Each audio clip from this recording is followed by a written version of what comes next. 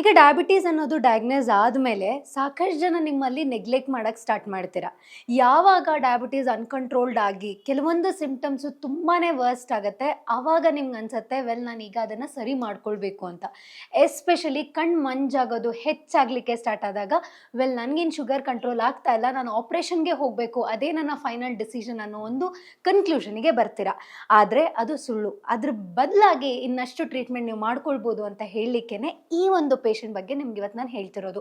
ಇವರ patient I D ಬಂದು P2406 ಇವರ ಏಜು 36 ಇಯರ್ಸ್. ಸಾಕಷ್ಟು ವರ್ಷದಿಂದ ಡಯಾಬಿಟೀಸ್ ಇದ್ರೂ ಕೂಡ ಅದನ್ನಷ್ಟು ನೆಗ್ಲೆಕ್ಟ್ ಮಾಡ್ತಿರ್ತಾರೆ ಆ್ಯಂಡ್ ಸಾಕಷ್ಟು ಮೆಡಿಕೇಶನ್ಸ್ ತಗೊಳ್ತಿದ್ರು ಕೂಡ ಶುಗರ್ ಕಂಟ್ರೋಲಿಗೆ ಬರ್ತಿರಲ್ಲ.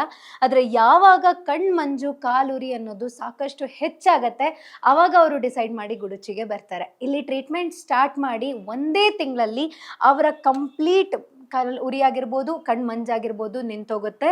ಆ್ಯಂಡ್ ಅವರ HbA1c 4 ತಿಂಗಳುಗಳಲ್ಲಿ 8.1 ಇದ್ದದ್ದು 6.3ಗೆ ಬರ್ತಾರೆ. ಇಲ್ಲಿ ಅವ್ರಿಗಿದ್ದ ಒಂದು ಕಾಂಪ್ಲಿಕೇಶನ್ ಅಂದರೆ ಕಣ್ಣು ಮಂಜು ಕೂಡ ರಿಸಾಲ್ವ್ ಆಗುತ್ತೆ, ಅದ್ರ ಜೊತೆಗೆ ಅವರ ಶುಗರ್ನ ಕೂಡ ಅವರು ನಾರ್ಮಲ್ ಮಾಡ್ಕೊಳ್ತಾರೆ.